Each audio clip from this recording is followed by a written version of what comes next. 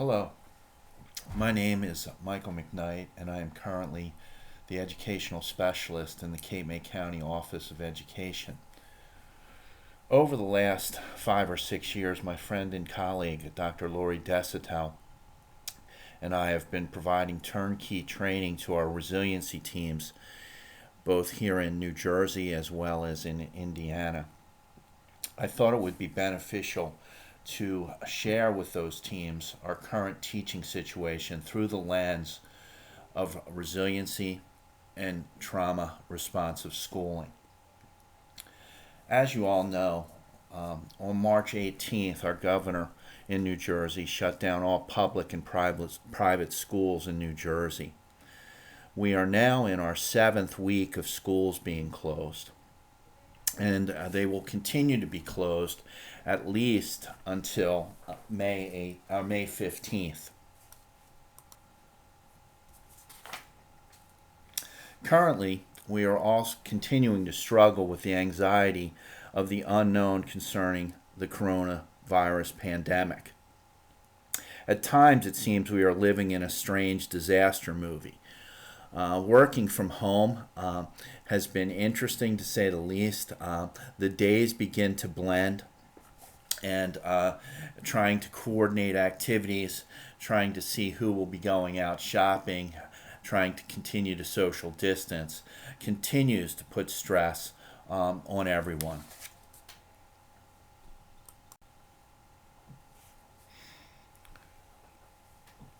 The United Nations says that this pandemic is the most challenging crisis in the world since World War II.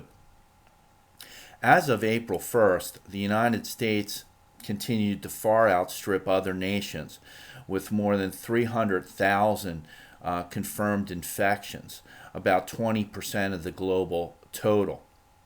Now, as of May 1st, 1 month later, our total cases have jumped to 1,121,543 cases. Our total deaths so far have been 65,300 people, and over 158,000 people have recovered from this virus. Estimates of continued projections of deaths range from 88,000 to as high as 200,000. We are experiencing a trauma currently throughout the entire world. Everyone is at risk during this time. Within the general public, including those who never acquire the virus, the overall lifestyle change and the fear that we are managing on a daily basis will lead to a trauma response. Fear and anxiety about a disease can be overwhelming and cause strong emotions in adults and children. Everyone reacts differently to stressful situations. According to the CDC, people who may respond more strongly to the stress of a crisis include older people and people with chronic disease, children and teens, people who are helping with the response to COVID-19, like our doctors and other healthcare professionals, our first responders, people working in our food and grocery stores, people who have mental health conditions, including problems with substance use, and people that are doing secondary kinds of backups for families, including teachers. Adding to the stress level is the unpredictability of when there will be a return to normal. Researchers are warning that the coronavirus pandemic could inflict long-lasting emotional trauma on an unprecedented global scale. They say it could leave millions wrestling with debilitating psychological disorders while dashing hopes for a swift economic recovery. The director of trauma and post-traumatic stress disorder at New York State Psychiatric Institute and a professor of psychology at Columbia University Medical Center puts it this way: The scale of this outbreak as a traumatic event is almost beyond comprehension. As of March 25th, more than 1.4 billion children in 136 countries have been affected by the closure of the schools and universities to prevent the spread of COVID-19, according to the United Nations. That number is staggering. 1.4 billion kids worldwide. The globe is in crisis. Some countries, as of this recording, have begun to reopen schools. After closing schools to prevent the spread of coronavirus, a handful of countries like Denmark and Japan have started reopening them. New safety measures range from keeping windows open for ventilation to spacing desks 6 feet apart and resuming classes for students of certain age. Germany reopened high school on April 20th to high school seniors. Select high schools in Germany are allowing seniors to take their final exams. Pictured above, a high school testing school in Germany, as well as a school in Taiwan that has just recently reopened.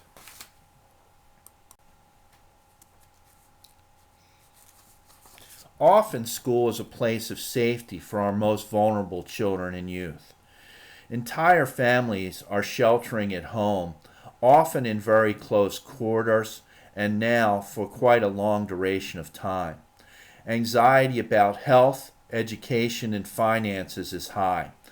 Many families are experiencing toxic levels of stress. Children aren't seeing their teachers, counselors, and other supportive adults who provide buffers from the stress in their lives.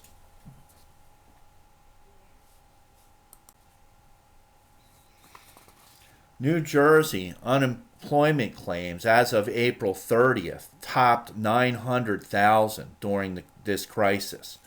More than 70,000 New Jersey workers filed for unemployment benefits just last week. Between mid-March and April 25th, a total of 930,000 workers in the Garden State filed jobless claims, with hundreds of thousands still anxiously awaiting to receive benefits, and many others gummed up with the online application. Stressed families have stressed kids. And it's important to remember that the brain learns best in a state of relaxed alertness. None of our families are experiencing that state currently.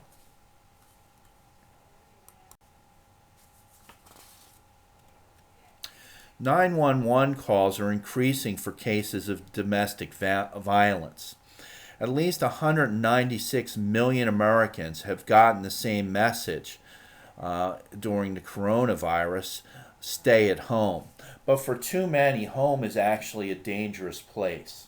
Every year, more than 10 million Americans experience domestic violence, and experts fear that the pandemic and the isolation necessary to combat it could drive those numbers even higher. According to the World Health Organization, 1 out of 3 women in the world experience physical or sexual violence in their lifetime, making it the most widespread but among the least reported human rights abuses. While men experience domestic violence, women make up the majority of victims, with LGBTQ individuals also facing elevated rates of domestic violence.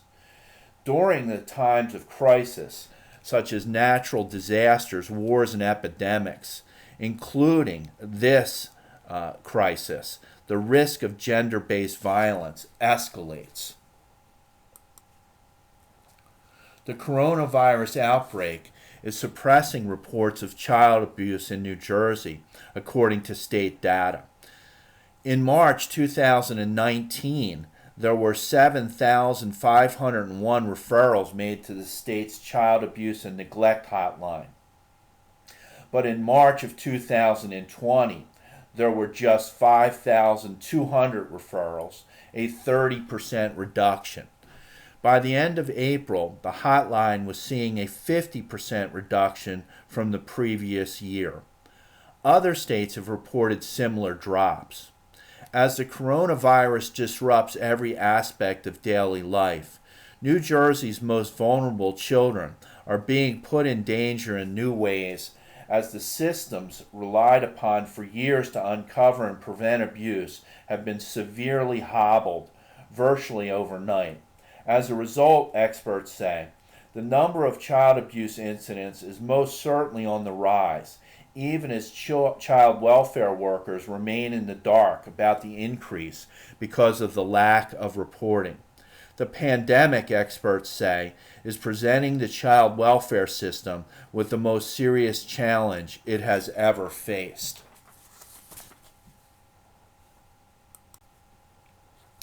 Prior to this pandemic, take a look at the kids count data of safety and well-being from 2018. In our state, Atlantic County ranked 17th out of 21 counties in safety and well-being for children. Cape May County ranked last, 21st out of 21 counties, and Cumberland County ranked 20th. We, prior to this pandemic, had issues with stressed families and children. This will only increase during this time.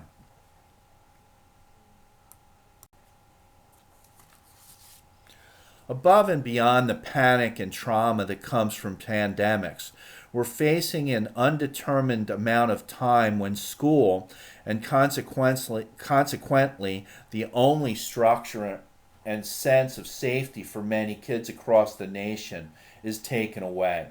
As you know, for many schools, provide safety, food, routine, socialization, connections, and stimulation for many kids.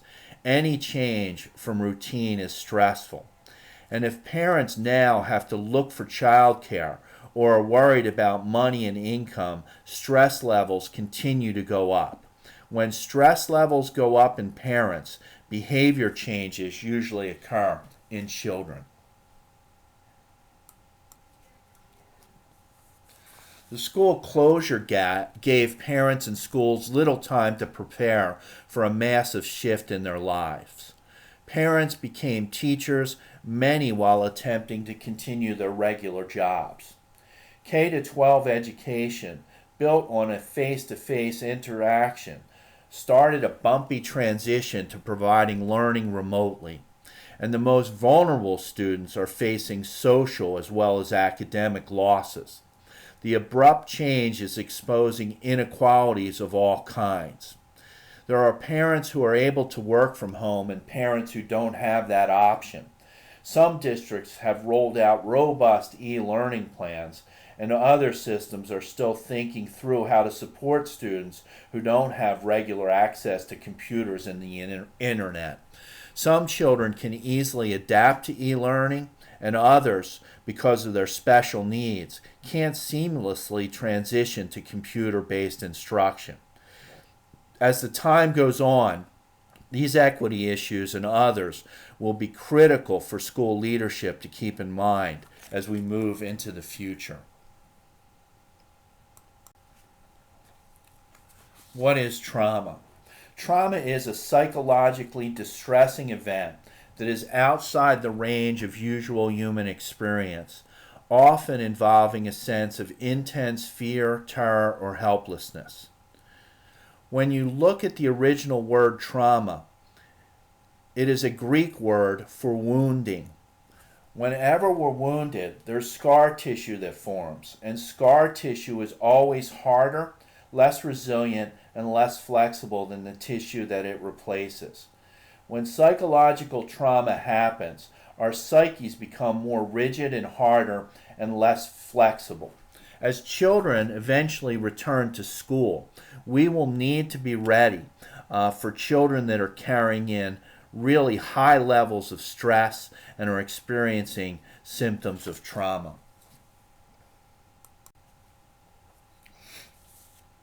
Acute trauma. Acute traumatic stress is caused by an individual's subjective experience of an extreme traumatic event, which can lead to extreme stress that inhibits a person's ability to cope. There really is no clear division between stress and trauma. This pandemic has many of us, for the first time, experiencing toxic levels of stress. And for those families that were already in stress, this has become a crisis.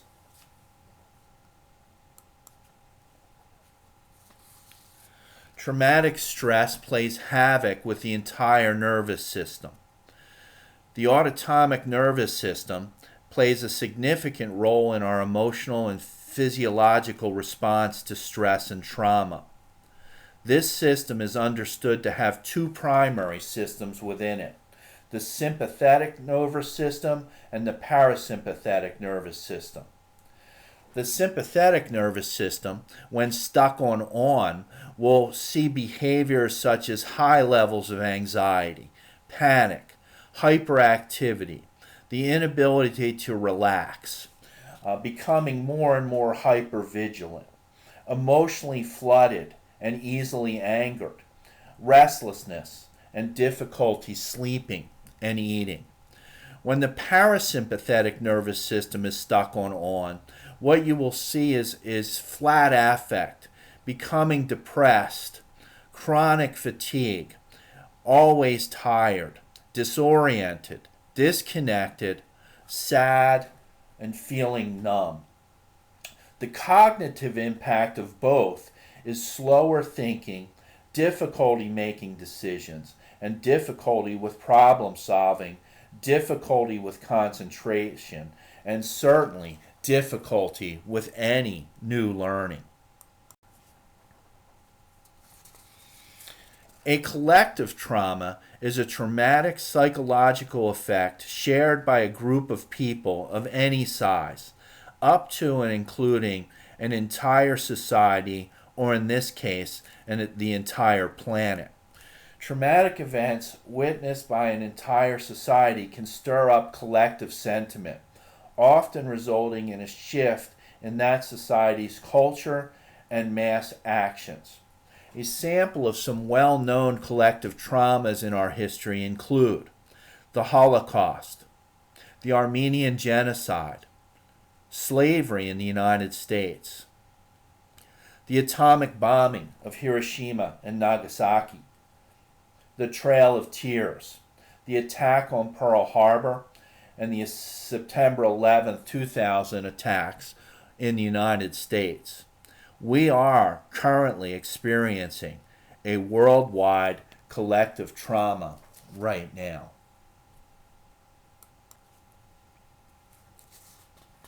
The challenge of teaching through a pandemic. Just a reminder, this is not homeschooling. This is not virtual schooling. This is crisis schooling.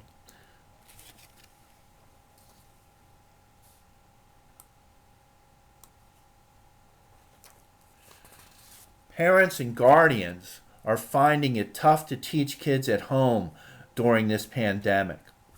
One mother I read put it this way: "My husband and I are trying to follow some kind of schedule, but between my job, his job, everyone's emotions around COVID-19, friends who are sick, and family members around the world in lockdown, it's hard to wrap our collective heads around a math worksheet. Most of these days, we're just trying to hang on to what we have. Give our kids and ourselves a sense of happiness and joy amidst the uncertainty, and just keep it all moving forward." Most of our families will be in this boat. Some of our families will not have much at home in the way of support for kids at all. We need to be really cognizant of this fact.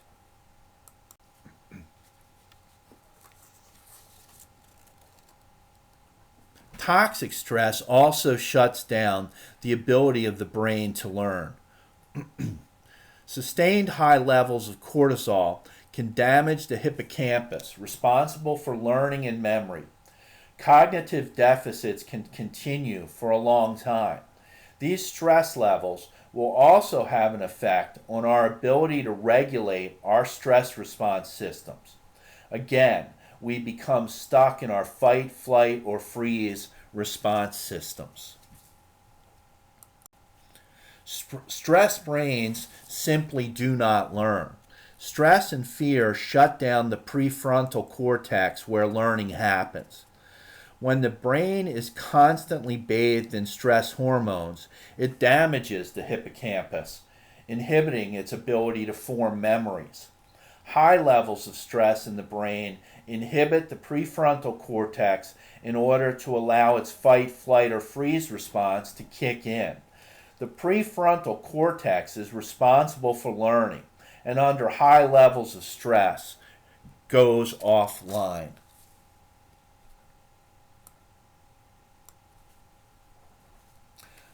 Again, our brain learns best in a state of relaxed alertness. As we move our instruction online, we need to be intentional about ways we can create that state in our learners.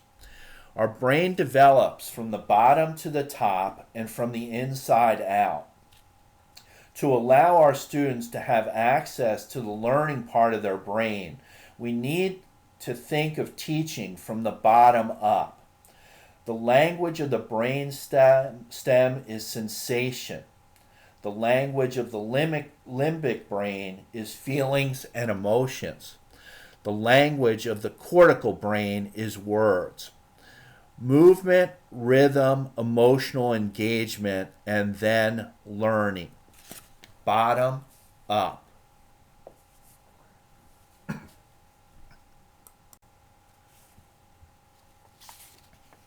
The path forward. What can we do as educators and teachers? First, remember, this is a stressful event for us too. There will be a lot of trial and error that will continue as we continue to try to find ways to connect and teach our students online, virtually, or any way we can try to connect with them. Remember to keep everything as simple as possible. Remember, don't give up on trying to connect with your students. Find ways to connect with them. Try to create a consistent structure and a predictable routine. Teach students how to regulate themselves. Remember, stressed brains don't learn. The best way to calm a brain is through breath and movement. So do some breath work with your students online. Have them do some movement throughout the day. Reduce the workload and readjust everyone's expectations. Remember, this is not homeschooling, it is crisis schooling. We will catch these children up once we return to normal. And also, teachers, be mindful of building your own resiliency. I will be doing another session just on our own resiliency. Dr. Perry, Bruce Perry, is the author of The Boy Who Was Raised as a Dog, a best-selling book based on his work with maltreated children and an expert in childhood trauma. He puts it this way: there is no more effective neurobiological intervention than a safe relationship. The relationship works to bring the brain back into regulation. Safe, predictable, and consistent relationships are the key interventions in times of toxic stress. When people are facing stress and difficulty, it can be particularly effective. It can particularly affect three areas: a sense of safety, feelings of connectedness, and feelings of hope. In each of these areas, educators can make an impact. We are social animals and feeling creatures who think. Continue to try and provide ways for your students to have face time with each other and you. Also, create ways to connect consistently with your colleagues that can provide emotional support and share ideas and strategies. Consider telling and sharing developmentally appropriate stories of resiliency. And remember, programs do not change people, people change people. Keys to teaching in stressful times. Educators can expect that many of their students' sense of safety have been compromised. No one has ever seen a time like this. Remember Maslow before Bloom. Here is a look at Maslow on the left and Bloom on the right. It's critical in times of high stress to focus on those safety and belonging needs prior to trying to do any kind of formal learning.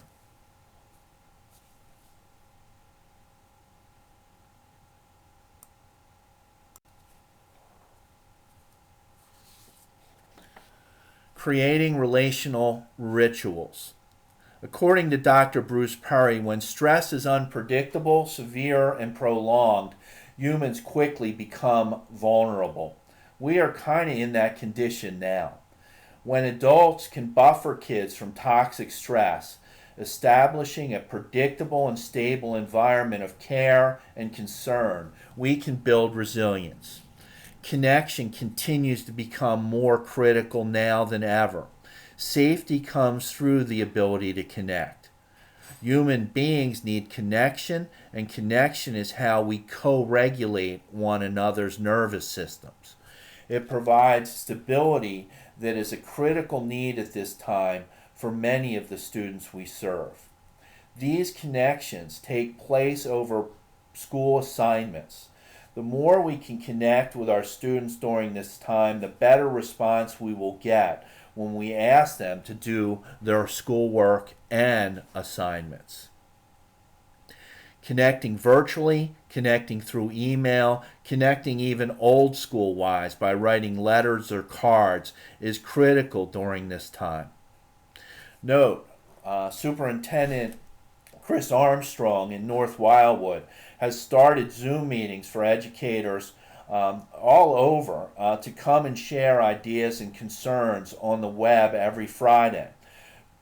Do let us know if you would like to join in, and we can meet and share the link with you as we do Zoom meetings with teachers all over the country now.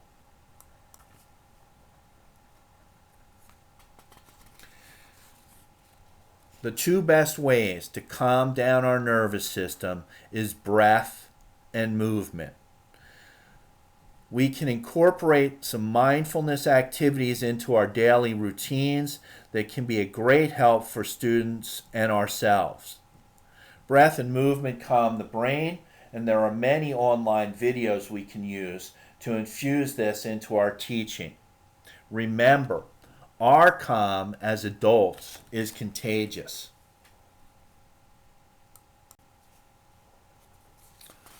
Love this proverb. The body heals with play, the mind heals with laughter, and the spirit heals with joy. We need to incorporate movement and play into our daily activities for our kids and ourselves. Here are just a few suggestions. We can take noticing walks and give specific things for kids to notice. Chalk driveway drawings, always fun. Board games, coloring for all ages. Play, fun, and movement calm the stress response, not only for kids, but for us as adults too.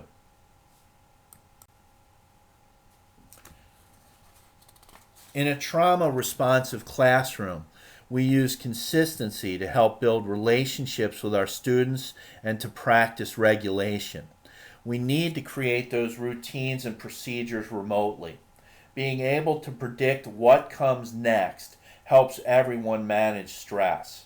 Our ability to create flexible routines and procedures will allow our students to know what is coming and when it will be there. Remember, remote communication is always problematic. Our students now have less time to ask questions and our assignments can feel overwhelming. Make sure that you break your directions down into simple, clear steps and review them often. Also, make your assignments much shorter than you would in a different circumstance.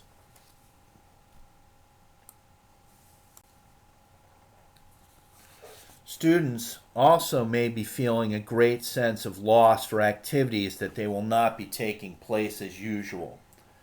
Students are disappointed in missing out on sports, dances, and proms, performances, field days, and all the other important rituals of the spring semester in our schools. Try to develop and practice the 3 R's with kids: reassurance, routines, and regulations. Hope is the expectation that everything will work out and the feelings that things will be all right. The longer this continues, the more people will begin to feel discouraged, hopeless, and even angry. We need to pick up our supports now more than ever.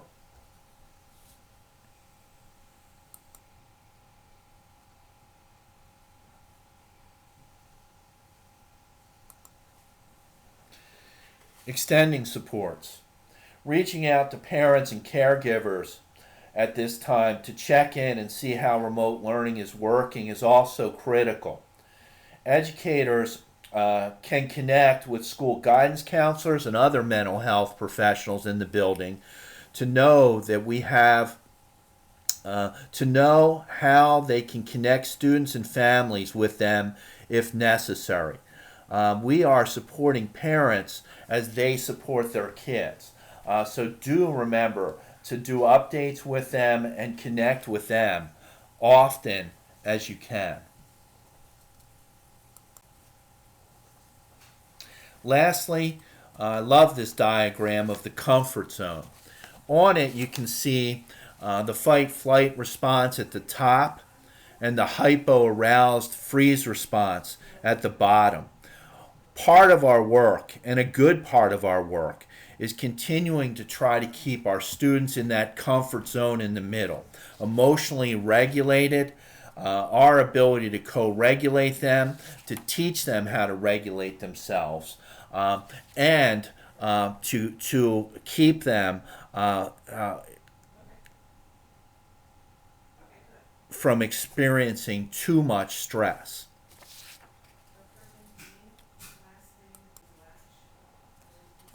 In closing, what can adults do to buffer children from toxic stress?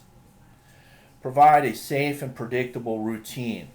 Structure the day and make sure you include breaks for movement and play, as well as their schoolwork. Provide children with developmentally appropriate information about what is going on in a calm and straightforward manner. Be available and responsive. Look for signs of stress in your child's behaviors and provide for assistance by co-regulating their nervous system. Turn off the 24/7 news cycle and buffer your kids from the vast majority of TV news. Really encourage that physical activity outdoors as much as possible with social distancing. Model healthy coping skills. Be a thermostat, not a thermometer. And do not forget to have fun together. And although not convenient, it is an event that your kids will remember forever. Make sure there are some good memories within this unpredictable time. As always, feel free to contact me at the above email address. And I want to again thank you for what you are doing to support kids through this unprecedented time. Be safe.